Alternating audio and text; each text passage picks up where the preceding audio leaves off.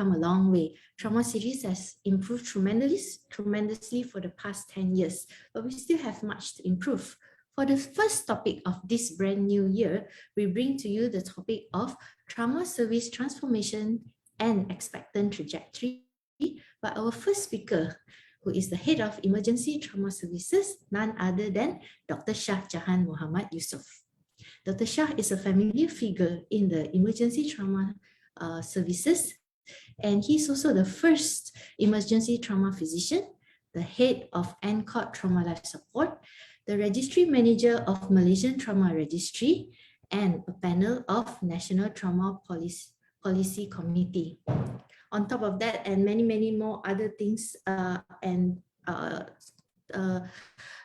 committee that he chairs, he's also currently practicing in Hospital Sungai Buloh. So we would like to welcome Dr. Shah to present our first topic, trauma series transformation and expectant trajectory. Dr. Shah, the webinar is all yours.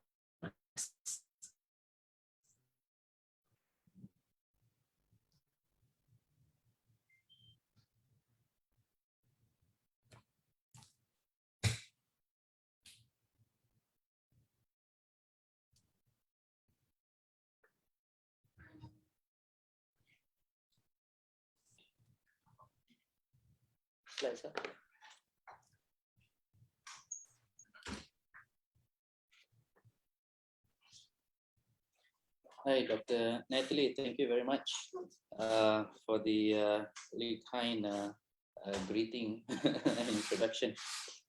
First and foremost, I hope it's not too late for me to wish everybody a Happy New Year, Merry Christmas, and also for fellow colleagues who are celebrating soon, Happy Chinese New Year and Dong Si Fa Chai. On behalf of Mascot, we would all like to take this also opportunity to thank everybody for a very successful 2021 12-month series of trauma CMEs. And we also thank our sponsors, Medica Shifa, for a great year with them in 2021.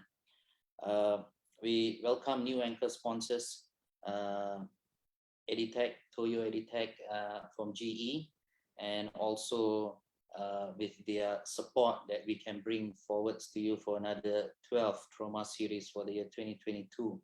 We also thank Medica Shifa for continuing the support this year as our co-sponsors and their enthusiasm in promoting free education for the need. Today, we'll be talking a little bit about trauma transformation. So it's going to be really light. We're going to talk a bit about the past, where we came from. We're going to speak about where we are, what are the things that are brewing, what are the services that are being offered, what are the services that are being currently taught, promoted within other departments, and also a little bit towards the end on where we assume that we will be heading and what are the targets that we'll be moving towards. So I hope the slides are a little bit clear. A bit on the background of trauma. We all know trauma is the biggest cause of premature death, especially contributed mostly so by road traffic accidents in Malaysia and in many countries in Southeast Asia. Just a little perspective, we have about a bit more than 6,000 deaths every single year, putting our lifespan at 75 at average, bringing it to about 2% lifetime risk for every one of us to be dying on the roads itself in our country. So that's about the magnitude of what a big problem trauma is bringing us, especially in terms of mortality. And this is still not considering taking into account the morbidity that it actually brings about our population, and it's 1 to 20 for every death in general. The United Nations have in 2015 built the Sustainable Development Goals for Malaysia, Singapore, and Brunei Darussalam. On its number 3 Sustainable Development Goals clearly highlights one of the factors of reducing by half death from road traffic accidents alone by the year 2030. So there's a lot of work to be done, and it needs the assistance of multi-specialty, multi-ministerial, and a government approach on assisting all of us to achieve these goals. So a bit on background of emergency services, and as well as the emergency trauma sub-services in the field of emergency medicine. Ministry of Health was developed in the early 60s, and of course, together with it came all the other services. Within that period of time, emergency department was known as the casualty department. Even some of us still call it that sometimes, some days. However, it wasn't a field of specialty, but rather than it was just a service. There was not much triaging systems or systems at all during the early days, and there was no field or specialty that's dedicated into managing emergencies per se. It was literally a place where or purpose for to identify and dispose patients to the wards for patients that came to the hospital. It was the first facade that did the sorting out rather than the immediate treatment that we required for patients at that point. It wasn't until about 2002, the first batch of emergency physicians graduated, and there was a bit more structural, administrative, and clinical approach systems that were generated along the way. Early emphasis during that time was in establishing the framework of clinical infrastructure, establishing triage and clinical zoning systems, pre-hospital services as what you can see in the picture here, where paramedics or medical assistants were trained to take on roles of triaging patients, taking complaints, and being able to zone or identify the severity and disposing the patients according to treatment zones. And this is some of the pictures on one of the major tertiary centers in our country, Hospital Kuala Lumpur, and the triage and the drop-off zone that was created very early in the times. A lot of emphasis is also given on development of pre-hospital services, early care, scoop and run, play and treat. So the ambulance services back in the days were mostly provided by community ambulance services such as St. John Ambulance, as well as the Red Crescent. So those ambulance services slowly improve and perhaps transition into ambulance, which were mostly governed by the Ministry of Health. A lot of emphasis was given on early mobilization, stabilization of patients, early airway breathing, circulation control, and also clinical treatment on site. Some of the other interventions were also to create zoning systems. We are very familiar with the green, yellow, and red zone. Green for the mild injuries, yellow for the semi-critical, and red for the critical. So dedicated staffs were placed within these zones, and this greatly or tremendously improved the quality of care for patients. And we always used to say that, the most difficult zone to manage is not the red, but it's the green, because it's the last safety net. And many of the presentations which are potentially or immediately life-threatening actually come with very atypical or subtle presentations into the green zone. And this was where the clinical care was actually very, very important to be improved within such zones. The yellow zone during early of the days were semi-critical patients based on certain triage criteria. And in the yellow zone, bedside monitoring or bedside defibrillating monitoring systems were also in place early during the times. However, a lot of the resources were placed onto the red zone, or what we call as a critical zone. This was a picture in early mid 2005 in a tertiary center in Klang Valley. As you can see in the pictures, that on the picture on the left, you can realize this is a really old ultrasound machine, what we will call old today. However, was a state of the art during that time. And even during that time, such adjuncts, bedside sonography or bedside point of care ultrasound was introduced in order to improve the quality of diagnosis and also care. for critical patients. The picture on the right, you can see certain facilities or adjuncts that mirror the service. A portable X-ray machine which comes from the roof, and this is really important to take chest X-rays without having to move the patients around to the radiology department. So there were a lot of certain interventions or facilities that was introduced during that time to improve the care. Some of you may be quite familiar with the golf swing ergonomics. This slide is courtesy of the early head of services of emergency medicine, Professor Dato Sri Abu Hassan. So some of us would be quite familiar with the ergonomics of resuscitation, what was known as a golf swing, because of the ability for the providers or the team leaders to be able to gather critical equipments within an arm's reach when they are placed in certain positions around the patient. And this is a general chart which shows the concept. However, this is a really old picture. I know that we're all wearing masks in this picture, but however, it's not during the COVID times. This picture is more than 10 years old, taking to demonstrate the golf swing ergonomics concepts and a team approach.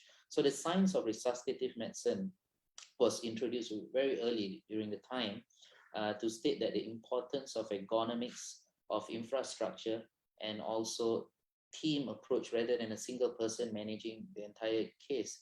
We need a team of healthcare providers, not just doctors, but also nurses and paramedics in tier, and to provide horizontal care. And this is really important, and it's come a long way now.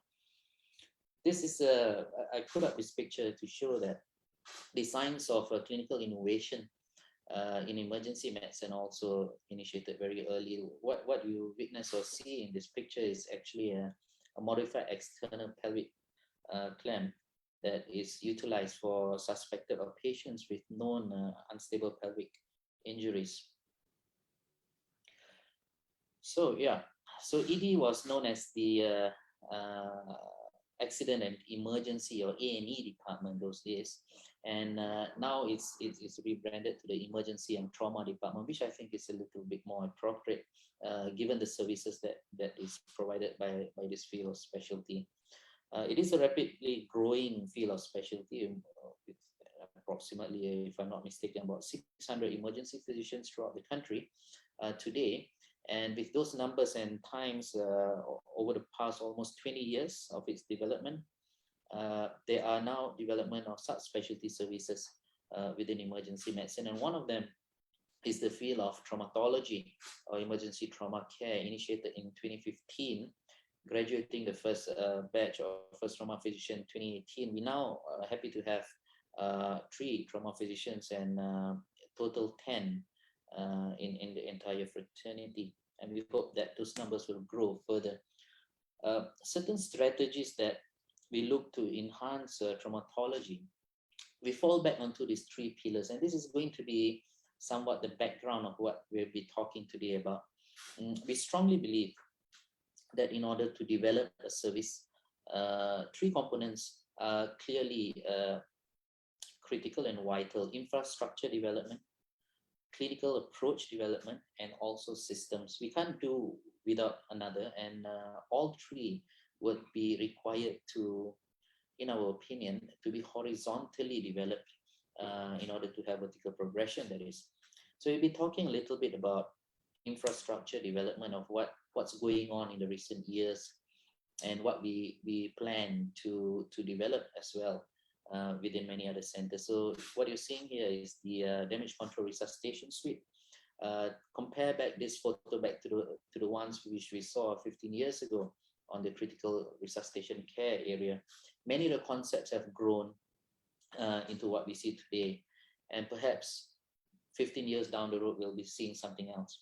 So however, the DCR suite, or the damage control infrastructure, damage control resuscitation suite, is an all-in-one facility that enables the resuscitators, the team, the trauma team, to approach the patient in a horizontal manner, giving the patient a very comfortable environment, as well as the healthcare providers or resuscitators full adjuncts to be able to assess the patient, identify immediate life-threatening, potential life-threatening, attend to this and reverse the conditions that are life-threatening, as well as provide early diagnostics and critical interventions that is needed for the patient during the time.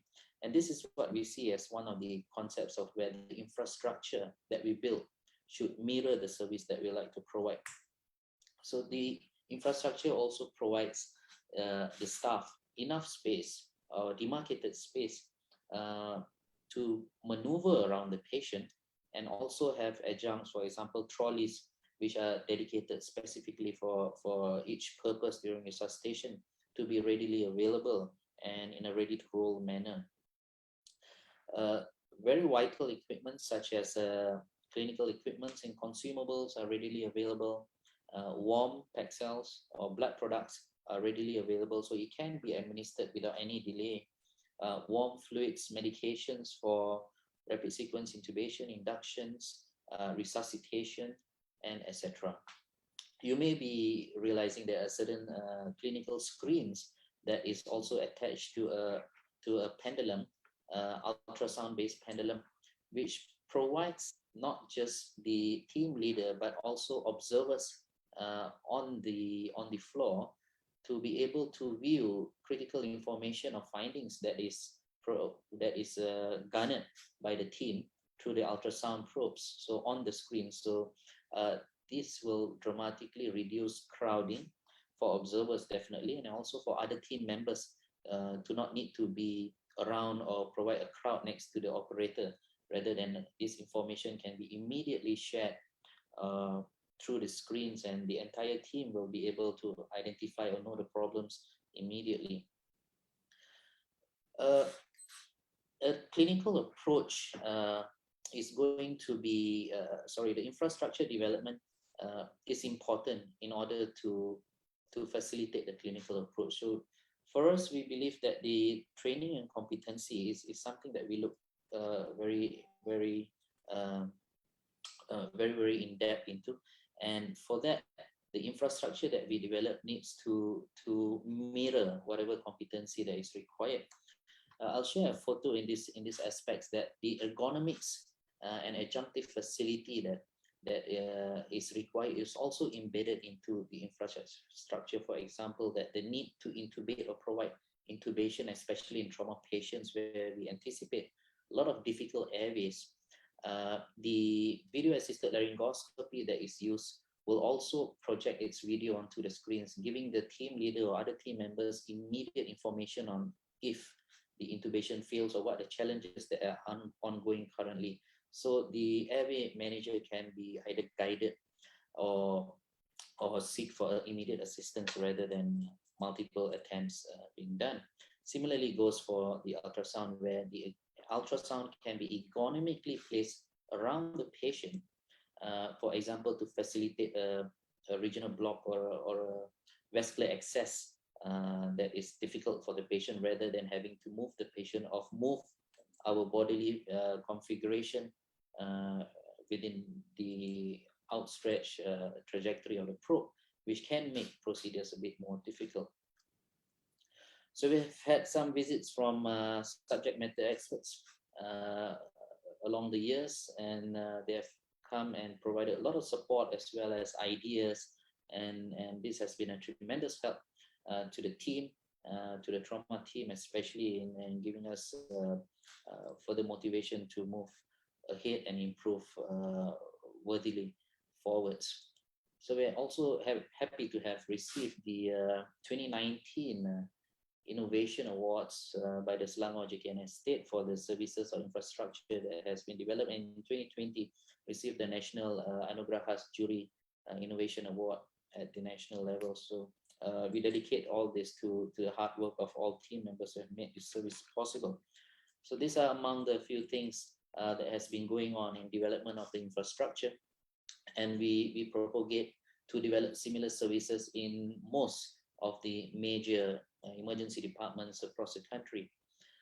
When it comes to the second component, the clinical approach, competency in clinical management is going to be a key. And for that, the development of the subspecialty plays a critical role So to enable emergency physicians with some number of years in experience to embark into further training for further 3 years, 2 years locally, 1 year overseas, in order to understand better, be able to incorporate clinically, systemically, and administratively into a system that improves trauma care development in emergency medicine.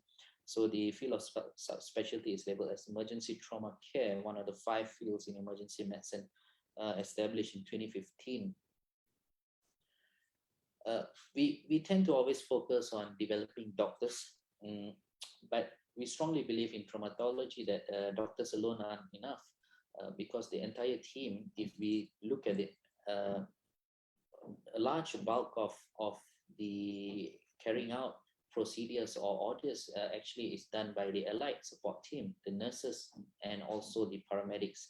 So if we only focus on developing the doctors and the nurses are not on the same page, it is almost as good as not developing us at all. So again, a horizontal approach in training needs to also incorporate nurses, MAs, and getting them aligned to the new practices, concepts, as well as approach of managing trauma patients at an advanced level. So this is a group of ADEC trauma subspecialty nurses in training. So Sungai Buloh is also one of the training centers for the level 2 ADEC trauma. For doctors, we try to take it a notch higher by providing high fidelity procedural skills training. So what you see here is the 4th year in running, an annual yearly fresh cadaver emergency trauma procedure skills workshop. We just completed it a couple of months ago for the year 2021. And here, experienced doctors are able to have a hands-on opportunity to conduct critical procedures such as hemostatic suturing, airway management from intubation to surgical percuthyroidotomy, also retrieval amputations, endovascular ultrasound guided vascular access, or even bone access, proximal intraosseous, proximal humerus intraosseous access, and also many other procedures such as aspiratomy and other procedures which are otherwise very difficult to be trained or can be trained on a mannequin, but in this case, a high fidelity approach where there's nothing like real human tissue or fresh human tissue, where these procedures can be experienced. So this is also a very difficult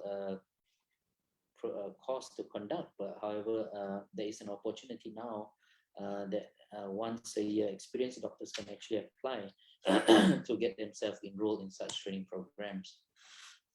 The clinical approach of concepts today differ very much from what it was in the past when it comes to trauma. In those days, we look for normalization of vital signs. If you have a patient in low blood pressure, we try to give tremendous amounts of fluids to not have a normalized BP or vital sign monitor that looks good. But today, we tend to take a totally opposite approach, what we call as the damage control resuscitation approach, giving the concept of restrictive volume strategy to provide blood pressures which are low, but in a permissive state, provide early blood with multiple components in hemostatic resuscitation strategies, as well as early hemorrhage control. So the concept of providing a resuscitation in a very interim manner or damage control manner has taken mainstay today. We feel that normalizing the blood pressure immediately is going to bring more harm later. And so low blood pressure resuscitation is kind of a new concept that we practice today, in trend with global practice as well. And these are new academics that it's been taught to many emergency physicians across. I'd like to just share a little video on how damage control resuscitation could have assisted this particular 60-over-year-old gentleman who came in with a left subclavian artery injury from a blade or sharpener. So he came in with a blood pressure of 60/40. So the blood pressure was just brought up a little bit above 70, so up to 80/60, and was kept at that with some procedural sedation. Early hemorrhage control was attempted using hemostatic adjuncts. In this case, it's a chitosan-based hemostatic adjunct powdered form into a gauze. And as you can see, let's take a close look here. It's a large vessel bleed. If we were to increase the blood pressure any further or normalize it, that fountain of blood is going to just be 2 or 3 folds stronger than that in higher pressure. So we kept it about 80 to 40 just to have some room for error, especially if this attempt fails. And a compression was provided by hemostatic gauze in an area what we call as the junctional hemorrhage. It's not an easy area definitely to access or to manage, especially in attaining hemostasis, because we simply can't tourniquet this region. However, after 3 minutes or so, we managed to attain a successful hemostasis in this patient, which otherwise carries much higher, more than 50% immediate mortality risk from hemorrhagic shock. And this was the gentleman about less than a week later, who was discharged well and alive. So the picture on the left is the hemostatic suturing that was done with the embedment of deep tissue packing using the hemostatic adjuncts within the concept of damage control resuscitation that we provided. So this is one of the clinical approaches which traumatology does and emergency medicine will do within these current times. The use of ultrasound guided interventions, especially when it comes to procedure and pain management in the emergency department, has also taken into account. This patient had a complex compound fracture with a floating knee, literally. It has a distal femur and a tibial plateau fracture as well on the same site.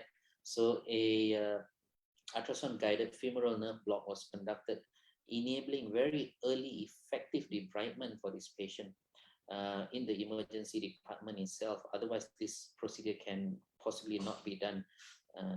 So with this procedure, it increases the success rate of subsequent surgeries, as well as dramatically reduces the risk of sepsis for the patient. So such interventions are today possible. I'll share another story. It's a 14-year-old a boy who was brought in by a 45 minutes ambulance journey after his motorcycle was hit by a one-ton lorry. He had blunt injury to the chest, and upon arrival at the triage, he was conscious just before collapsing. So it was a witness collapse, and the patient was rushed to the DCR suite.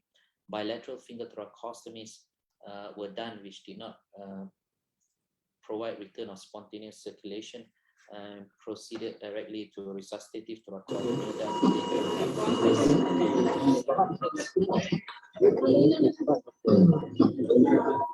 Give me a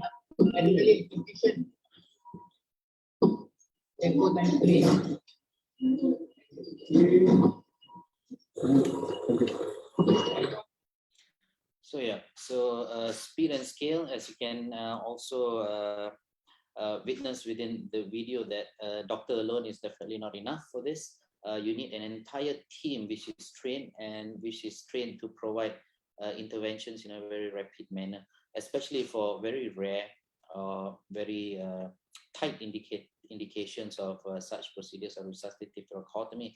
This patient subsequently regained return of spontaneous circulation. The monitor on the right side was showing his blood pressure at 91/57, the heart rate of 120. there. So he successfully underwent a surgery by a cardiothoracic team. He suffered a severe perihilar injury with massive hemorrhage that caused him to collapse in the initial phase. So aside from other clinical approaches which perhaps were not done much in the early days but are now being propagated or trained to improve what we call as high fidelity resuscitation, many other interventions that we also provide, especially in the pre-hospital care aspects, administering tranexamic acid in the Malaysian pre-hospital care ambulance services for patients who are either suspected or with known hemorrhage or intra-abdominal injuries or external hemorrhage injuries. So these guidelines tend to translate evidence-based medicine into practice, providing our paramedics in the ambulance to identify patients that will benefit from the administration of tranexamic. So the earlier the tranexamic acids, given the better the outcomes of patients. So the earliest is to provide them within the pre-hospital phase is also to be indication for that.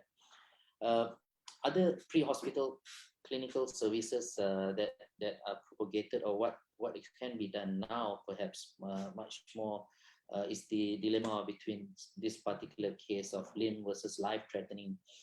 One unfortunate construction worker in 2016 was trapped in the rubbles during lunchtime in a bridge collapse. So after several hours of attempt which failed, the only means that was unfortunately to save his life was to actually retrieve the patients by amputating the limb. So this articulation was done over the patient's right knee, left knee, and as you can see in the video, there's a proximal tourniquet which we are squeezing just above the suprapatella, and procedural sedation on the field is provided so that the patient does not feel his legs being literally disarticulated, and then knee articulation. This articulation was performed in a very tight environment, as you can see. All these procedures require high fidelity and competency training, and subsequently this patient was thankfully able to be retrieved successfully and brought over to University Malaya Hospital for a revision and an above knee amputation. He was successfully discharged about a week after, alive.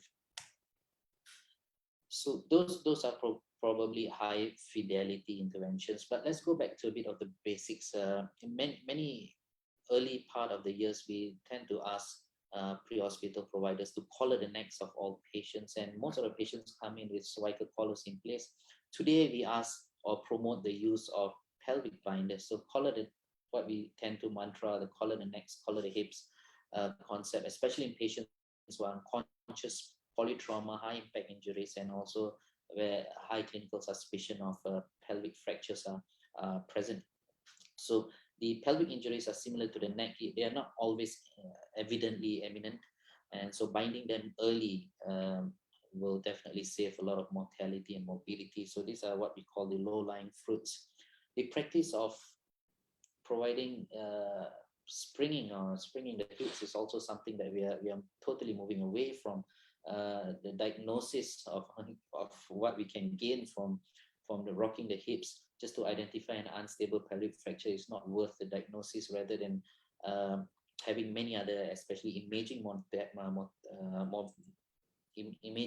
modalities that we can perform to identify such injuries. Rocking the hips definitely is going to cause more bleeds, and we are definitely moving away from that. So these are certain things that we are trying to propagate. Innovation-wise, there's the pelvic infla fix. That's one of the projects in ongoing. So far, this is a compression-based medical device that enables smaller size providers to provide effective circumferential pelvic compression in order to stabilize the pelvic girdle in such patients. Certain other aspects that are moving along as well. Many of us are quite familiar with the management of cerebral concussion, we tend to keep them for 6 hours and see subsequently a very GCS-based approach and discharge them once they are self-mobile and having a full GCS with no signs of intracranial injury. But we realize today that intracranial injury does not all the time present itself with the intracranial bleed. So a lot of non-hemorrhagic intracranial injuries tend to occur, and the GCS may not be the best. So what we move towards the AWPTAS tool, or an injury assessment tool for mild traumatic brain injury and concussions, to identify post-traumatic amnesia. So these are also new things that are currently in place in the management of cerebral concussion patients. So one of the criteria for discharge in our current center is to have a PTAS score of 18 over 18 prior to concussion patients being able to discharge. This ensures us that the ability of the brain to retain new memory is not lost and is preserved. Systems-wise, this picture clearly tells us more is definitely not more. Having a system, if you have enough human resources, as you can see here, with no system, the efficacy and outcomes are definitely going to be unsatisfactory. And so what we do here is to create a trauma team approach rather. So as you can see on the board, a two-tier trauma team. The first tier trauma team is members that are pre-designated from the emergency department. So whenever the patient comes in, a pre-hospital notification alert through the PA system is announced prior to arrival, and the resus alert, at what you can see on the phone, the case of the patient is also notified to all team members. And the team members kind of wait for the patient to arrive, and they attend to the patient in a more systematic manner. So you need lesser numbers of individuals basically to have either better or similar outcomes, or more systematic approach. So this is part of the systems that we try to incorporate, an ergonomic workflow of the floor where certain individuals have certain areas or certain functions pre-designated to them. On the top left here is what you see as the what we call trauma cafe. So the runner 1 and 2 kind of prepares the equipment and provides to the circulation airway assistance to conduct the procedures, rather than the same person having to prepare and also to do or conduct the procedures, and that will cause a lot of movement and chaos. So a more systematic workflow strategy is incorporated. This is one of our polytrauma patients, as you can see, in the rail resuscitation. The members who are not involved directly into the resuscitation at that juncture tend to stay out of the red line, and this provides a more effective visual assessment to the patient. And without clear visual assessment, we may lose a lot of vital information that may prove to be evidence of imminent danger. Some other things on the systems approach, we've been working lately over the past couple of years. We feel that an image-guided strategy in identifying early hemorrhage is important, utilizing pan CT scans, means CT head, neck, and TAP in criteria-based trauma patients. And this has been one of the early mainstays, reducing morbidity and mortality by evidence globally. And this is also one of the service systems that we have started to incorporate in Sungai Buloh and also Hospital Kuala Lumpur at current juncture.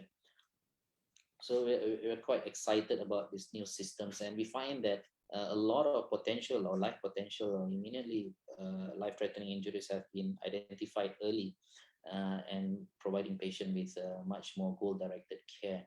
So these are the CT scan indication criteria that are utilized for our pan CTs for our patients.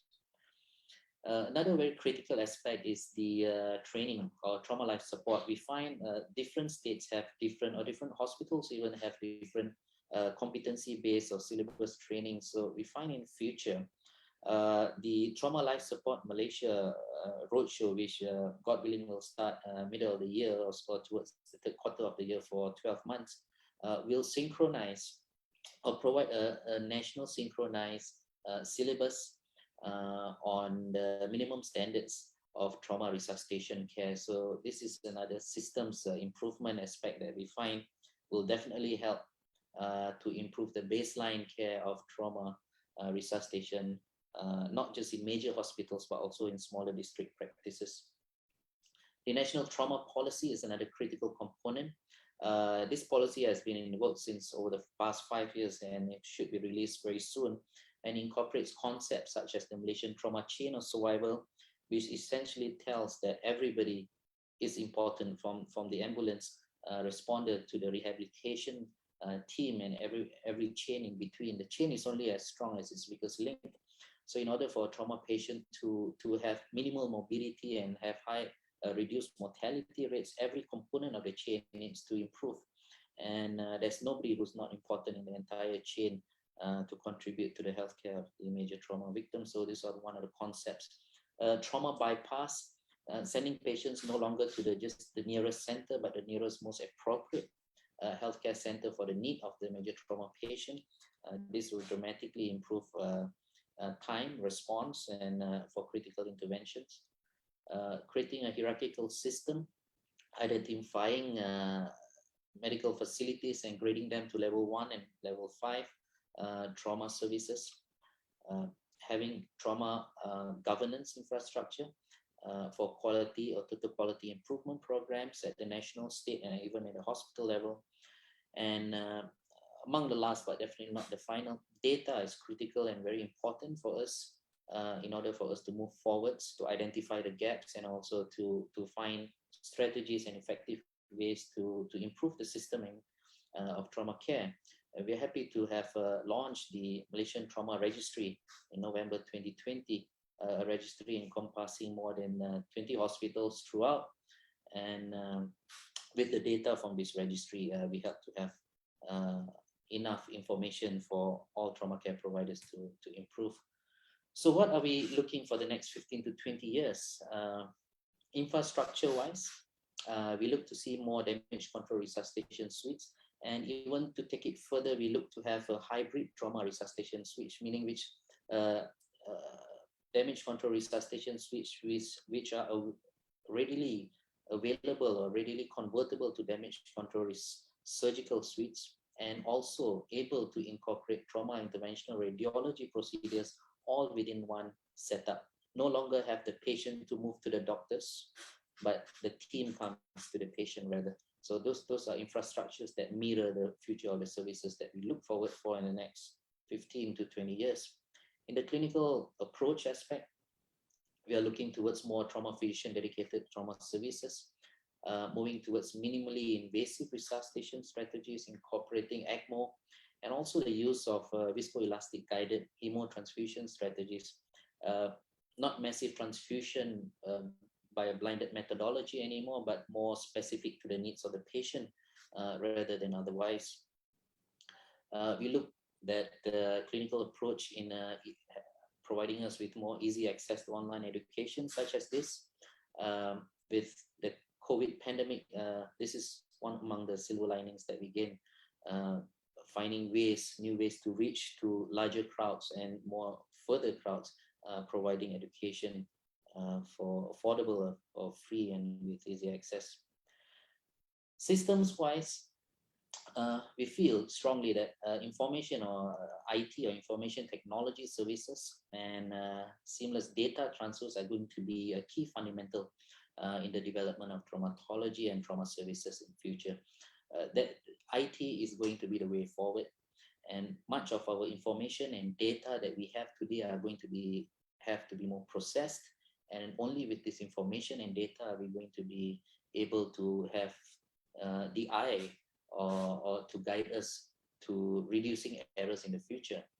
We also believe that artificial intelligence, especially in radio imaging, is going to be a fundamental aspect in reducing errors, improving early diagnostics, especially in perhaps, for example, ultrasound image, AI or CT or X-ray AI interpretations can provide clinicians with much earlier and perhaps even to some extent an accurate diagnosis.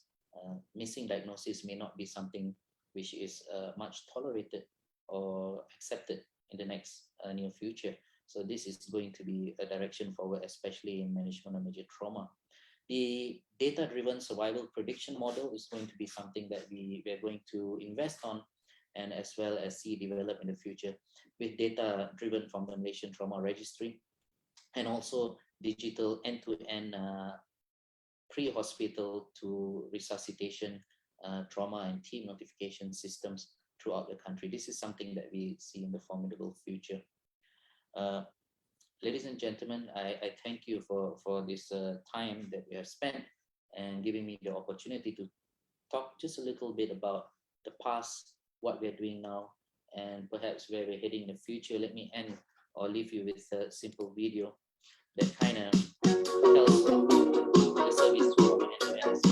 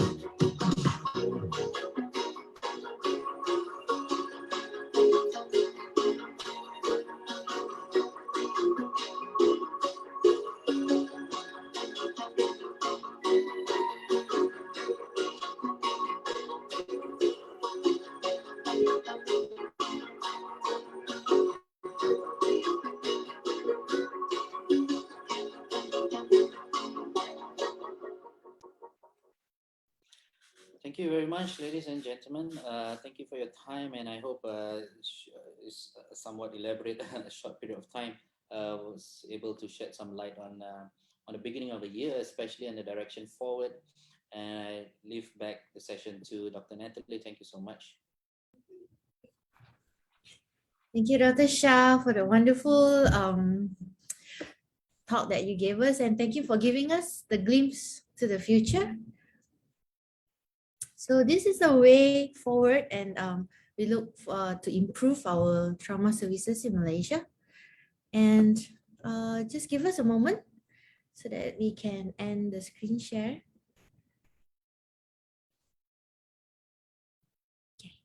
Okay. So thank you, Dr. Shah, for giving us a glimpse into the future. And we look forward to improve our trauma services in Malaysia. And we want to play 2 videos from the anchor sponsors and also the sponsors, and after that we will be having our second talk, which is tranexamic acid in trauma research evidence by Prof. Dr. Sabariah. So kindly stay tuned with us, and without further ado, we will watch the sponsors videos first.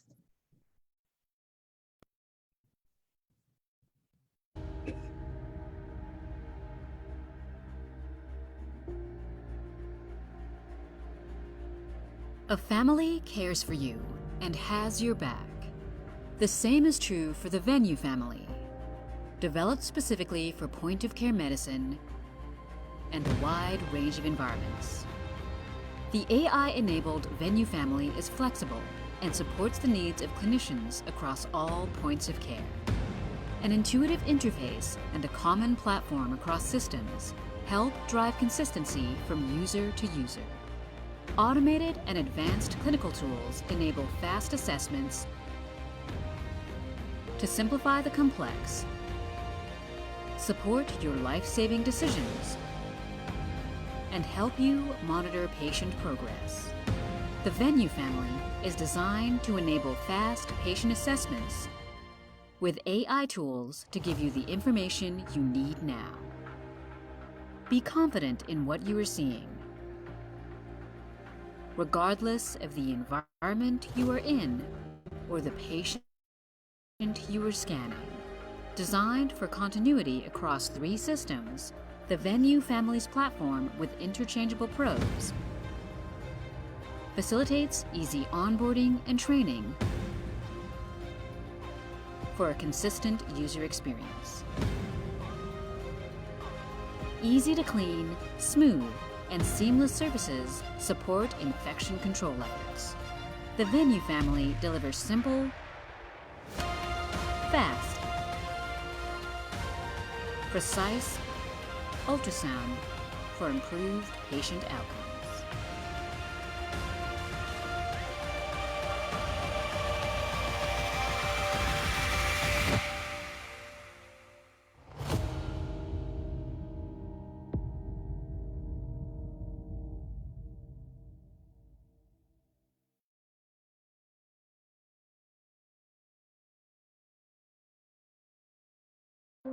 Two-handed application. Expose the skin where the wound is located. For this two-handed application, pull the band out of the cat buckle. Route the band around the limb. Position the cat 2 to 3 inches above the bleeding site, apply directly to the skin. Pass the red tip through the slit of the buckle. Pull the band tightly and fasten it back on itself, all the way around the limb, but not over the rod clips. The band should be tight enough that the tips of 3 fingers cannot slide between the band and the limb. If the tips of 3 fingers slide under the band, retighten and re-secure. Twist the rod until the bleeding has stopped. Secure the rod inside a clip to lock it in place. Check for bleeding and distal pulse. If bleeding is not controlled or distal pulse is present, consider additional tightening or applying a second cat above and side by side to the first. Reassess. Secure rod and band with time strap. Record time of application on the time strap with the permanent marker included in the kit. Assure the patient that help is on the way.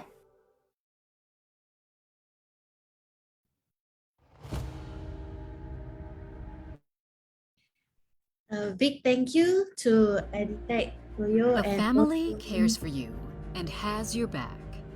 The same is true for the Venue family, developed specifically for point-of-care medicine. Okay, a big thank you to Editech Toyo, GE Healthcare for being our anchor sponsor, and also to Medica Shifa. And the registration link will be provided at the end of the CME. An e-certificate will be sent to your email. So please anticipate the e-certificate to be sent to your email around 1 week's time. Do check your spam or junk mail if the mail is not available. And registration will be closed 15 minutes after the event. So, without wasting any more time, we would like to invite Prof. Dr. Sabariah Jamaluddin for our next topic. She is currently a professor of emergency medicine in University Technology Mara and president of Malaysian Resuscitation Association, actively involved in setting CPGs for Malaysia and also a consultant to WHO on emergency care system. Dr. Sabariah is a very famous figure and definitely not a stranger to emergency medicine, and she is the key person of the crash trial that happened in Malaysia, who made it happen. And so we would like to welcome Prof. Dr. Sabariah with the topic of tranexamic acid in trauma research evidence. The webinar is all yours, Prof. Thank you, Natalie, for the kind introduction. Can you all hear me well? Yes, we can hear you very well. All right. Assalamualaikum warahmatullahi wabarakatuh. Thank you, Mascot and Dr. Shah and his team for inviting me for the first trauma CME for this year. But before I start, I'd like to congratulate Dr. Shah for carrying on the torch for trauma care in Malaysia to a higher, to greater heights. The advancements that he has made in the short few years has really improved the trauma care and sets an example for the other hospitals and even for other countries. Right. So I'll share my slides. See whether you all can get it. Sorry.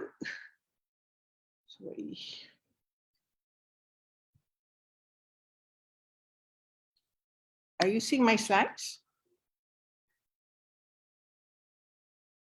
Are you seeing my slides now? Hello, can you see my slides? What happened?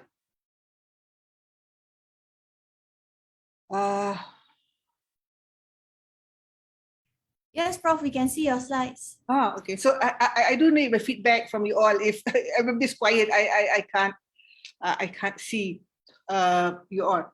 Right. This will be a little bit more academic talk. Dr. Shah talks about philosophy of trauma care in the direction that is needed to go for Malaysia. However, mine is more academic. If you hear the noise in background, it's some construction that's going on in my in my house. So very sorry about that. If you can't hear me, please on your mic and just ask me to repeat my points. So I'll be talking about tranexamic acid in trauma. All of you are familiar what tranexamic acid is, or sometimes we call it TXA. I will try to show you some of the evidence and the research I've been doing for the use of tranexamic acid in trauma, and should we actually use it, right? So rather a very more academic talk as compared to Dr. Shah's talk. Yeah, but I hope that you will bear with me on this. So I'll talk about a little bit on the cognitive in trauma and the fibroanalysis that occurs. A short on the pharmacology of tranexamic acid, because you need to know the pharmacology of it. The role of tranexamic acid in trauma, that trauma in general, in traumatic brain injury, and just a mention on pediatrics, and the use of tranexamic acid in hospital care. As you see, there's a wide use of tranexamic acid in the trauma arena. Short mention on the dose of tranexamic acid that we can give for these patients, and I'll summarize at the end of it. Okay, 50% of death is attributed to bleeding, and it usually occurs in the pre-hospital part. And in our area, it's usually the consequences of road traffic accident. Unfortunately, in our Asian region, especially in Southeast Asia, and especially in Malaysia, road traffic accident contributes to the most deaths, especially in elderly patients, and that is, and Dr. Shah has alluded to that. And intracranial bleeding from the traumatic brain injury are also common and as the main cause of death for the patients. Right. Studies have shown, many studies have shown, and this has already been proved, that 25% of patients, trauma patients, come to the ED in acute coagulopathy, right? And if you are in ED with acute coagulopathy, you're four times more likely to die compared to if you are not coagulopathic. The trauma-induced coagulopathy has many factors to it and many etiologies, right? The acute traumatic coagulopathy is due to a hypercoagulable state and also from hypofibrinolysis. And later on, what you can get is some DIC, the consumption of coagulation factors, the dilution factors, the inflammation factors, the triad of death, and all these will contribute to the trauma-induced coagulopathy. What happens in the vessels and part of your coagulation pathway is that immediately after injury, especially if you're hypertensive, there is an initial endogenous hyperactivation of the thrombomodulin activated protein C here, right? So it causes an activated protein C, which causes hypocoagulation by decreasing these coagulation factors. At the same time, the activated protein C will increase the level of tissue thromboplastin, increasing the thromboplasmin level, thus breaking down the fibrin. The clot that has been formed will break down. So this is what happens in the acute phase of trauma, right? As it goes on and as the resuscitation goes on, the dilutional effects, right, and ongoing coagulopathy will result in the little triad that you all know about: hypothermia, coagulopathy, and acidosis. And hypothermia itself, in particular, impairs the fibrinogen synthesis. And in the final and late post-resuscitation phase, there is often a procoagulable state. So in that state, patient could be in risk of thromboembolic phenomena. In head injury, it's a different concept. The underlying mechanism is primarily driven by the overwhelming surge of the endogenous plasminogen activator, resulting in hyperfibrinosis. So there is excess tissue plasminogen activator which is released by the injured cells, causing rise to acute fibrinolysis. At the same time, it increases in trauma, in brain trauma, there's increase in activation of brain tissue factor, platelets, and endothelial dysfunction. So all giving rise to fibrinolysis and some coagulation problems with head injury. And if for the head injury, the peak of this hyperfibrinolysis occurs approximately about 3 hours after experience injury. So 3 hours. So therefore, that's why the studies have shown that if you give tranexamic acid in less than 3 hours, that's where you're going to get the most effect. And let me introduce to you this lady, right? My favorite auntie. She's Otako Okamoto. She was a medical scientist in Japan, and she was the one who discovered tranexamic acid in 1950s, just after the First World War or Second World War. And her aim was to treat bleeding after childbirth. But at that time in Japan, and she being a woman, they did not give her much chance to carry on her study. And but she managed to see, right, in the beginning of 2020, on the CRASH 2 trial, that the use of tranexamic acid in trauma, and in 2016 on the use of tranexamic acid to prevent postpartum hemorrhage. So at least she managed to see that before she died in 2016. So please appreciate what Dr. Okamoto has done in discovering tranexamic acid. Okay. Now, how does tranexamic acid work? Right? Tranexamic acid is a synthetic derivative of an amino acid lysine.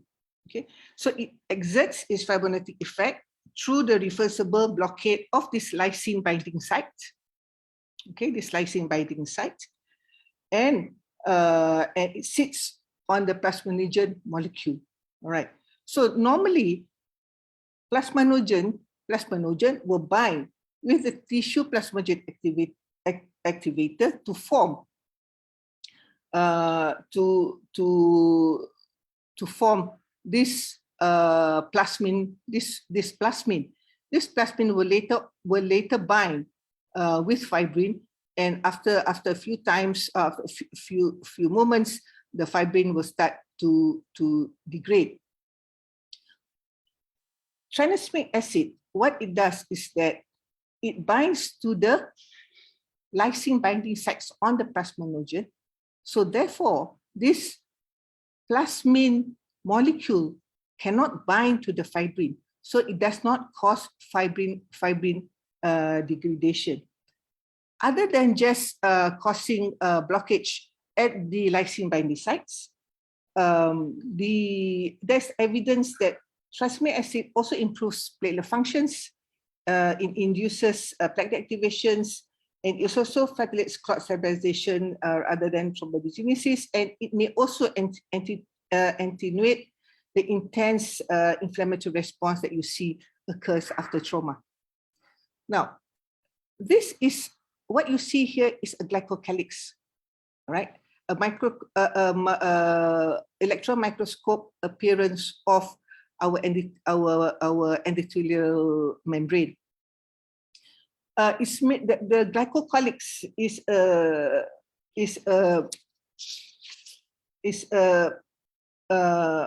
what we say? It's made of certain molecules, as been shown here. Okay, so what glycocalyx does, it reduces the excess of cellular and micromolecular components in the blood. So it maintains a good integrity of the endothelial membrane. Okay, what tranexamic acid does is that because it is a serine inhibitor, right, it prevents the glycocalyx degeneration, especially when hypotension occurs, and especially in trauma. This effect on the glycocalyx is not apparent when tranexamic acid is given more than 60 minutes. So again, it shows that to keep your glycocalyx healthy, to have a healthy endothelium, you need to give your tranexamic acid very early. Now let us look at the pharmacology of short pharmacology of the pharmacokinetics of tranexamic acid. Right, its bioavailability on oral is about 30 to 50%. It is approximately 3% protein bound, so not much protein bounds, and it does not undergo very much hepatic metabolism, and is usually excreted mainly unchanged in the urine. Its elimination half-life is about 2 hours, and the mean terminal half-life is about 11 hours. So just remember some of these things. Half-life is about 2 hours. It's get eliminated. Terminal half-life is about 11 hours. It is polyprotein bound, but is excreted mainly by the liver. So there are many uses of tranexamic acid, and as the years go by, people has used it for angioneuritic edema. It's used, your surgeons use it for upper GI bleed. The obstetrics, as you all know, I'm sure when you did your ONG posting, so when you were housemates in ONG, it's always given for the APH and PPH and menorrhagia. In surgery, they use a lot of indications in surgery, and of course in trauma, and even in places, it's given for migraine.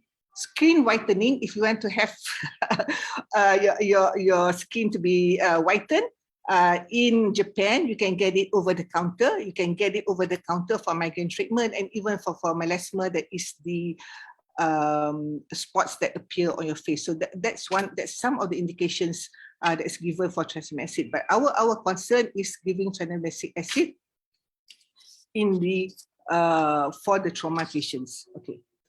The full potential of okomatase discovery for the effect of tranexamic acid was not recognized for decades. Remember, she discovered it in 1950s, right? But it is only but clinicians have been using it for many cases, obstetrics as I indicated before. So it's only half a century after Okamoto's discovery that they did a CRASH-T trial that is to look into the randomization of about 20,000 bleeding patients, whether to get tranexamic acid or placebo. That's part of the interest of the use of tranexamic acid. And the CRASH-T trial was also conducted in Malaysia. So Malaysia has the honor of having ourselves in history as contributors to something that changed or contribute to the practice of trauma in Malaysia. Okay, so what I'll do is I'll look into describe to you some of the studies, okay, that looks into tranexamic acid and some of the meta-analysis and the systemic reviews that's going on for you to make a decision for yourself whether you should be giving tranexamic acid to patients. I'm not going to tell you about this at the end of by the end of my lecture. Okay, this is a CRASH-T trial, right? So it involved 20,000 patients, more than 20,000 patients. It's the largest trial of its kind, right? Its primary outcome is in hospital mortality at 4 weeks. So this multi-center, multinational trial, right? Its primary outcome is to look in hospital mortality at 4 weeks. So what it found out that for the tranexamic acid group, right, have a reduction of death due to bleeding with a risk of death of about 85%, right? Here, you can see here, right, 0.5%, right? And the risk of death from bleeding is about around the same, which is much less, okay? And it appears that tranexamic acid, right, has the greatest impact on reduction. Okay, so this is a forest plot. Those on the left shows favor tranexamic acid. Those on the right do not favor tranexamic acid. Then, if you look at this, right, the tranexamic acid, the greatest impact, if you look, is the patient who are severely injured. Those patients who are hypotensive. So it gets a very, very big. And also, if you look at this part is very important. If you give this patient in less than 3 hours, you got a positive result. But if you give more than 3 hours of tranexamic acid, it does not favor, or it might even be dangerous if you give tranexamic acid to the patient. So this trial shows that if you give tranexamic acid, you need to give it within less than 3 hours. And the patient that benefits most of getting tranexamic acid are the severely injured patients. And also, if they do look at the Glasgow Coma scale of this patient, that I'll go about it later. Now, other trials that look into tranexamic acid is the METHOS study and the METHOS 2 study. These are studies conducted in Afghanistan by the NATO forces in their hospital. Now, the CRASH-2 trial is a randomized control trial, while you can't do the randomized control trial when you are in a war environment. So this primary outcome of this METHOS trial, right? So they have patient that comes in, right? They give this patient tranexamic acid 1 gram bolus, and then the primary outcome is to look at the in-hospital mortality at 4 weeks. And as you can see, right, those patients who have massive transfusion, in the massive transfusion group, if the patient receives tranexamic acid, right, do better than patients without tranexamic acid, especially, and you can see that the in-hospital mortality is very, very, very much less with patients who receive tranexamic acid, and even the death, the death also for more than 24 hours and in-hospital mortality, those with tranexamic acid, again, do better, right? And they did followed up this patient, and they found that those patients who received tranexamic acid, right, their mortality again is much reduced, and the impact of it is again if it's given early and it's given in the severely injured patients. Okay, now this is a METAS 2, right? METAS 2 is again done in the war zone, right? So they look about the association, okay, of giving tranexamic acid alone, no tranexamic acid, and tranexamic acid with cryoprecipitate. Right, again, an observational study or retrospective study. But what they do is they try to match those patients who receive tranexamic acid and who do not receive tranexamic acid. So this is what you call a propensity score, right? So this patient with propensity score, with this kind of study, if you look at this, then you can see that those patients who receive tranexamic acid, right, and tranexamic acid and cryo do very, very much better than patients who do not receive tranexamic acid, right? And that's really significant in that sense. And again, this shows that the mortality is highest in patients who do not receive tranexamic acid, and least with those who receive tranexamic acid and cryoprecipitate. Now on the meta-analysis, okay, so if you got some trials, so there's always people who will do meta-analysis and systemic reviews. So these are the three major systemic reviews or recent systemic reviews on the use of tranexamic acid, basically in trauma. We're not talking about so much of the head injury. So the Cochrane database of systemic reviews, and that's very good for you to see. But since it was done very early after the CRASH2 trial, most of the data is from CRASH2 trial. Now on this Spanish study, right, what they looked was to evaluate the efficacy and mortality and functional status and the safety of emergency department to give tranexamic acid. And this third study is from Poland, right, that looks into the systemic reviews of to look into the systemic review of patient and the safety of tranexamic acid. So again, there are not too many studies, but because the third study here by Mahdi is recent, so they had about 70 studies, but of that only 2 studies are randomized control trial, and the big data from the randomized control trial is usually the CRASH2 trial. So it therefore skews quite a lot of the data towards the use of tranexamic acid. So in general, these 3 studies do show that lower mortality in the use of tranexamic acid, they have better functional status. And what is also important that because people fear giving tranexamic acid because it can cause thrombosis, there is no difference in vascular events. So it does not cause that much problem. The CRASH2 trial showed that if they give tranexamic acid in patients with head injury, it does give a better outcome than patients who did not receive tranexamic acid, right? So with that, the same group that did the CRASH2 trial did the CRASH3 trial, that is to look into patients with head injury and tranexamic acid initially given in 3 hours, will be 8 hours. Later on, they changed the protocol to less than 3 hours. And I'm sure some of you have been involved in this trial. It took quite some time, took 6 years, and quite a number of the Malaysian sites were involved in this CRASH2 trial.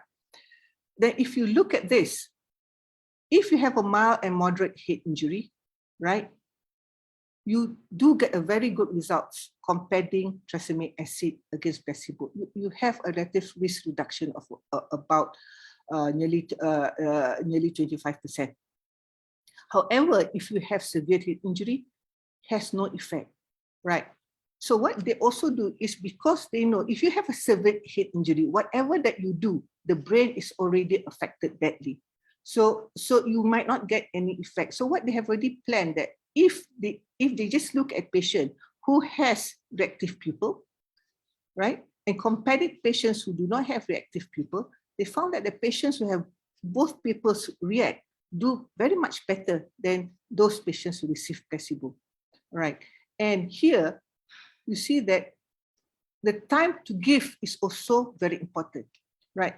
In the patient with mild and moderate head injury, right, mild to moderate glioblastoma scale, as the time to treatment, right, the risk ratio goes up higher. Okay, so which means that the more delay you get, the worse outcome you're going to get. But if you look at severe head injury, severe GCS score, with whatever time passes, it still remains the same. Yes, and that shows that the brain is already severely injured, and whatever that you do would not make much difference from this patient. And again, CRASH 3 trial that involves nearly 9,000 patients shows that there's not much vascular occlusive events that occurs, right? Okay. Now, some of the clinical trials that looks into tranexamic acid with head injury, and these are fairly recent trial. Ismail in Iran looked into it. Sukran Kamusan in Thailand had a look of about 238 patients, right? And within these two studies, I won't go over too much because time does not permit, right? So when they looked at the head injured patient, they found that there's no significant prevention of there's significant prevention of growth of the hemorrhage, right? Okay, or there's no significant prevention. So these two studies show that, you know, tranexamic acid, no, it does not increase the growth, right? So that's good, but it also do not show any significant difference in the improvement of clinical outcome, right? So, but again, there is no increasing risk of the vascular occlusive event. So that's one thing good about it, right? The frequency of death in tranexamic acid is less than placebo, but it's not statistically different. But the trial done in Iran by Abdul Fazal Joka, right? His studies looking at the head injury randomized control trial do show a reduced intracranial hemorrhage growth, and there's no side effects on the vascular events. When you look at the systematic review meta-analysis, okay, again, again that you see that what have found that looking at the meta-analysis that tranexamic acid was associated with reduced mortality, and again, there's no influence of thromboembolic events. And I like to I like to show you this. This is the latest study, intensive care medicine 2021 by Al-Lawati and his group. At least they had more, because it's research, so they had more randomized control trial. They had 9 trials in it, and the conclusion is that the tranexamic acid has no effect on mortality and disability. So that's their trial. It may decrease hematopoietic expansion, right, but it's not statistically significant. But again, it probably does not increase any risk of adverse events. Okay, right. So that's looking at trauma in general. That we have looked at the effect of tranexamic acid in the head injured group. We know that tranexamic acid shows benefits the earlier that you give this patient. Anything less than 3 hours is very good. Then you should not give it more than 3 hours, right? So therefore, it makes lots of sense if you give tranexamic acid in the pre-hospital care, doesn't it? Right? If our paramedics can give tranexamic acid in the ambulance, why not? So let's look at some of the studies that look into this. Okay. Okay. So Susan Rower and his group, she did a multi-center double blind study. This study, right? So her main aim was to look at 6 months neurological outcome as their primary objectives, right? So they had 3 arms. This is a randomized control trial. So they had 3 arms. One arm received 1 gram bolus in the ambulance, and then followed by the typical 8 hours infusion that we really give.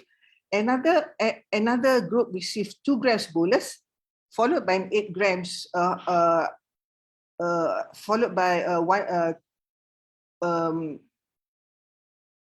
infusion, right? Another gram of infusion over 8 hours. And the third group received placebo in the ambulances, pre-hospital care, and also as their 8 hours infusion rate. Okay, and their 28 days all right, there are 28 days. They do not show any statistical difference in adverse events, but when they give the 2 gram, there's more tendency for seizures, but it's not statistically different as compared to placebo. So this study shows that there tend to be an improvement in the 6 months neurological outcomes if you measure by the Glasgow outcome scale, if it's administered within 2 hours of injury. Okay, but again, a very iffy fine results of the trial. Now the next trial here is the STEM trial. Okay, this STEM is supposed to be here, right? This STEM trial is a multi-sample, placebo-controlled randomized control trial, right? And they hypothesized that early administration of tranexamic acid would improve the 30-day mortality, right? Those who receive pre-hospital tranexamic acid, when they compare to placebo, there's no statistical difference in the 30-day mortality, right? But they found that there's a decrease of mortality in the subgroup of patients, again, with a higher shock severity. So if you give this patient who are sick, who are in shock, then they do better, right? And patients who receive tranexamic acid within 1 hour of injury has a lower 30 days mortality. So those are very significant findings that we receive from these patients, right? Okay. Now the German trauma registry. Now this is a retrospective study. Right, they did a propensity score again. They tried to match groups that matching in the groups as patients, right? How the patients are matched in the randomized control trial. So you have the tranexamic acid and the control group, right? And they found that the group that received tranexamic acid needs less fluids and they need rest packed cells, right? And their 6 hours and 12 hours mortality is less than tranexamic acid group, and the death due to hemorrhage is less than tranexamic, is statistically significant in the tranexamic acid group. Okay, so is there any other trials? Yes, there's a patch trial.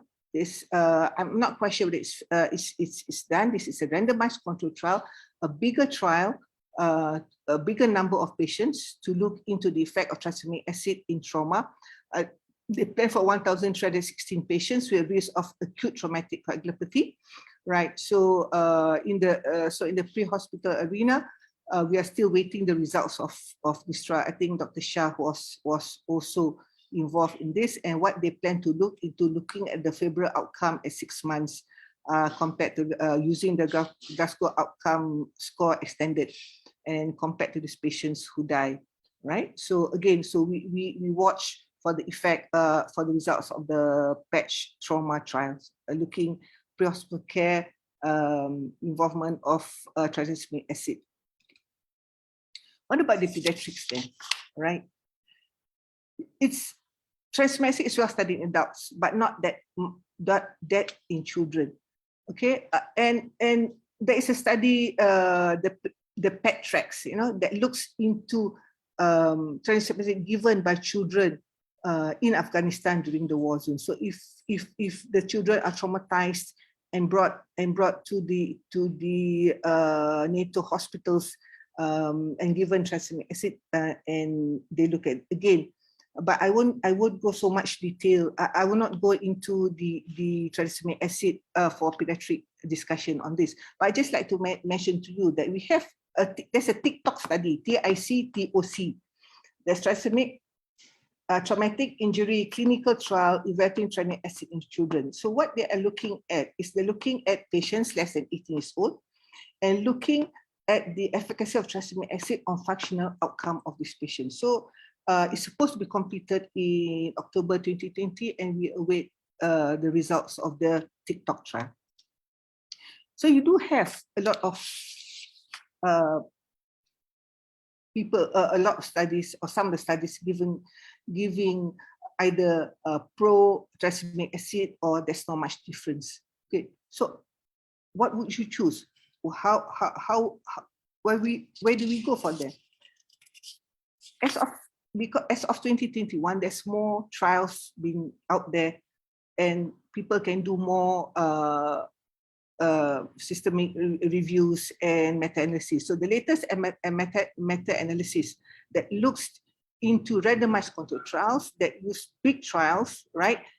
The CRASH-2 trial, the CRASH-3 trial, the STEM trial, and the Susan Rowell trial in the US. When they look at that, right, patients who die within death within 24 hours in the tranexamic acid is better.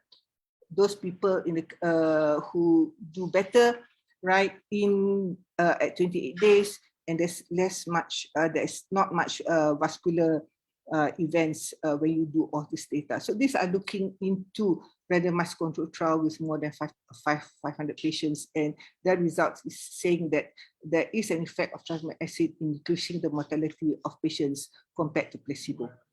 Now let's look at the dosing regimes of these patients. Our standard dosing regimes, and I hope you give the standard dosing regime, is 1 gram bolus. The bolus is given over 10 minutes, followed by 1 gram bolus in intravenous infusion over 8 hours. So that is a standard regime that's used for the CRASH trial, CRASH-2, CRASH trial, and Ismail Farkan over in Iran for his studies. There's another study that the METAS-2, METAS and the STEM trial give 1 gram bolus, and then the next dose of 1 gram IV is repeated if the clinicians feel that they need to give. Now, the Thailand group gave 2 grams IV bolus, and even the STEM trial also give 2 gram IV bolus, and the Susan Rowell's trial give 2 gram IV bolus, and for the pediatric trial, you have 15 milligrams per kg of IV bolus. That is a standard dose in a pediatric case for 15 milligrams per kg, followed by 2 milligrams per kilo per hour. That's one arm. The other arm is they double the dose. To 30 milligrams per kilo, followed by 4 milligrams per kilo per hour over 8 hours, and then they compare with placebo. So we still are waiting the trial. So these are the common dosage regime. But what later on I will show you that for us to give the infusion in a busy ED is a bit difficult, right? So probably what we can do is we can give, I give the bolus in the pre-hospital or as the patient comes in. And remember, right, the half-life of tranexamic acid is 2 hours. So in the next, for your second dose, you can give your second dose after 1 or 2 hours after your first dose. You can give it as a bolus, right? Instead of giving as infusion, if you're too busy to give as an infusion to this patient. Okay, and because tranexamic acid is given as an excreted mainly by the kidneys, right? If you do have patients with renal failure, but as you know, when the trauma patients comes to you, you might not know. But if you look at the dose of 10 milligrams per kilo to be given to these patients with renal failure, I think your 1 gram tranexamic acid is quite a safe dose to give to patients with renal failure. Now, this is something new. Okay, it's new. In some areas, in some countries, and even for us in Malaysia, it's not that easy to give an IV bolus of tranexamic acid. What if we can give IM? Would IM work? What if the patient is hypotensive? Would tranexamic acid be absorbed if we give it IM? Right. So what they did recently was a pharmacokinetics of intramuscular tranexamic acid in bleeding trauma patients, clinical trial. They've got a group of patients that came in they're ill patients. Yeah, these are the group of patients, right? They are signs of 60% of them have clinical shocks. Some of them, 77% need some blood transfusions for at least 3 units. So they did 30 patients. Patient receive IV tranexamic acid. Their next dose is IM tranexamic acid. So what they give is 20 to 0.5 gram on one muscle group and 0.5 gram on another group. So which means that so that because the volume is quite a lot if you have to give IV, so you can't give to one muscle group. So they give it to either the gluteus, the anterior abdomen, your your hamstrings or your anterior compartment, right? And they looked whether this IM will cause any problems for these patients, and they found that at the site of injections, just some redness, not much of a problem. But the main thing is they found that after a single dose of IM, when they did the pharmacokinetic studies, they said they found that to reach 5 milligram per liter takes 4 minutes, because the therapeutic dose of tranexamic acid is 10 to 15 liters. And some say that even 5 liters do give the effect, the antifibrinolytic effect, right? So if you give 1 gram IM to reach 5 milligrams, it takes 40 minutes. And then if you give a dose of 1 gram to reach a concentration of 10 milligrams, it takes about 11 minutes. Okay, so that's good enough. And even if you give half the dose to reach 10 milligrams, it takes you 20 minutes. So from the ambulance to reach your ED, it takes us 10 to 15 minutes for the ambulance to arrive. We can give the IM and it will reach the therapeutic dose. And that's much easier for us to be able to give the tranexamic acid more easily than if we were to give an IV bolus. And with that, the European guidelines, also the latest European guidelines on management of major bleeding, the 5th edition, the 2019 edition, says that now, if the patient is having significant hemorrhage or at risk of significant hemorrhage, tranexamic acid should be given as soon as possible within 3 hours of injury, right? And for them, is the standard dose 1 gram infused over 10 minutes, and the next 1 gram over 8 hours. And then you have a protocol for that, and they recommend that tranexamic acid you do not wait, because you can do some viscoelastic studies, look at the viscosity, look at the fibrinolysis, but that's going to take time. So they do not recommend, which means that if patient is at risk of bleeding or patient is who is already bleeding, you give tranexamic acid really.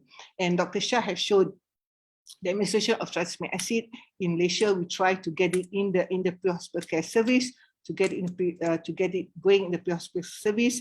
But this study was published in August 2019, just before the publication of CASH3 trial. So this for this is general trauma patients without head injury. But now, because the CASH3 trial say it's safe to give tranexamic acid for patients with mild to moderate head injury, probably our ambulance service can move towards that. And then in March 2020, when the CASH3 trial that looks into traumatic brain injury and the use of tranexamic acid came out, I did an official survey looking at whether we give this patient tranexamic acid in the hospital within the first 3 hours, or we give the patient tranexamic acid in pre-hospital care, right? Most of our hospitals, there were about 56 respondents, and most hospitals, alhamdulillah, do give tranexamic acid within 3 hours of the trauma patients. Those who do not give are usually the private hospitals. But I think we can do better by giving tranexamic acid in the pre-hospital care arena. Either we give IV, and when there's more data out of pre-hospital of giving IM tranexamic acid, we should start be giving tranexamic acid in the pre-hospital care arena. And I hope to embark on a trial comparing IV tranexamic acid and IM tranexamic acid in the pre-hospital arena. And if you are interested to join the study, please do contact me. So in conclusion, I do take quite about time, 45 minutes for this, that the management of trauma patients, it is time critical, right? And we know that most deaths are attributed to hemorrhage. Okay, tranexamic acid is cheap, it's there, it's very heat stable. You can leave it outside. It's cost effective, and cost effective in treating hyperfibrinolysis that occurs early in trauma.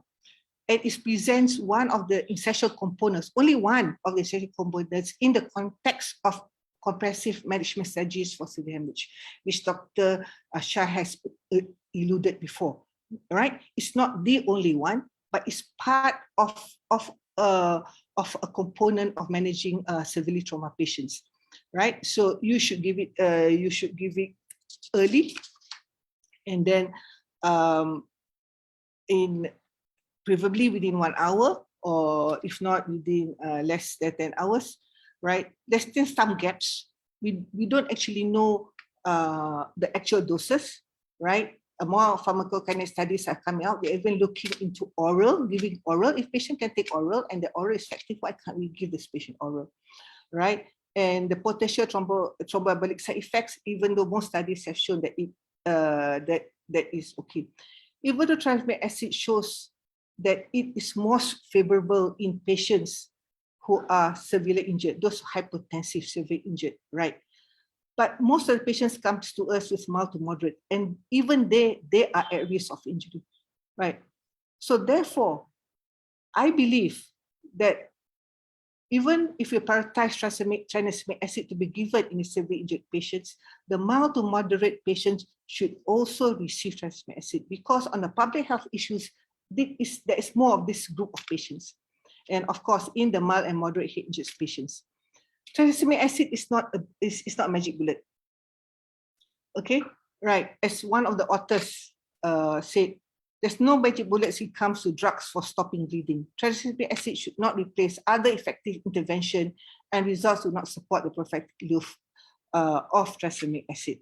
With that, ladies and gentlemen, I thank you. If there's any questions, and I'll take this opportunity to wish everyone out there a happy Chinese New Year, Kong Kiu Fat Choi, and have a good break. Thank you very much.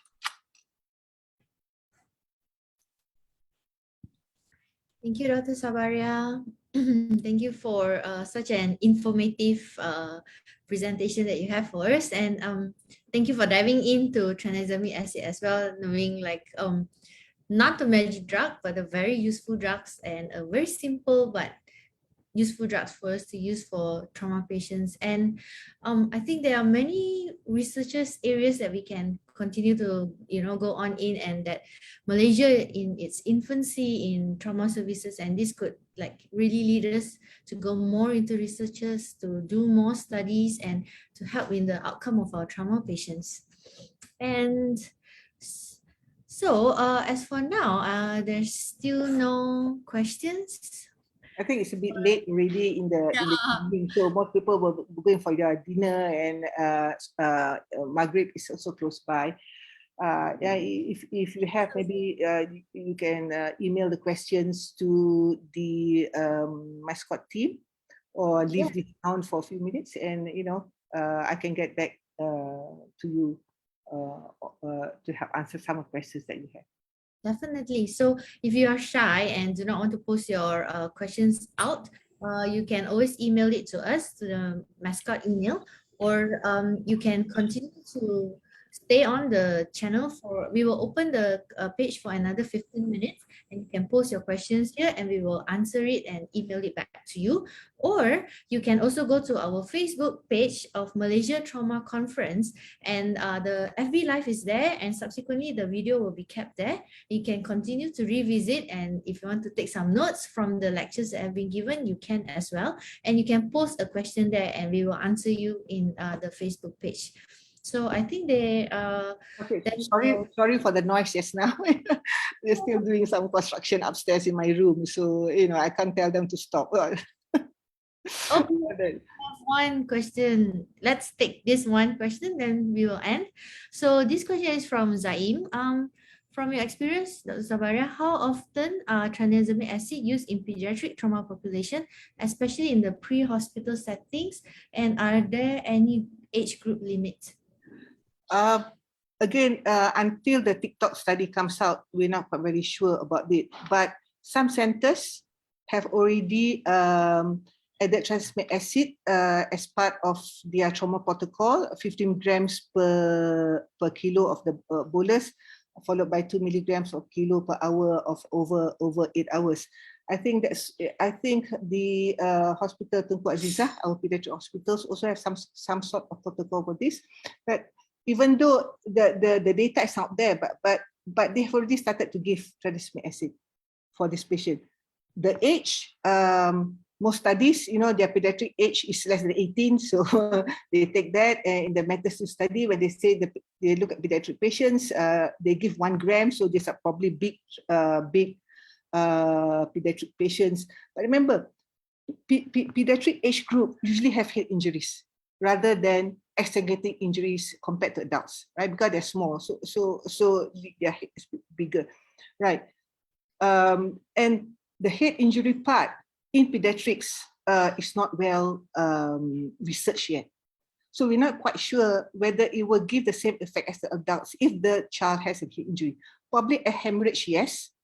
The studies, because they have given it, but for head injury, that's, I think, is still too early to tell.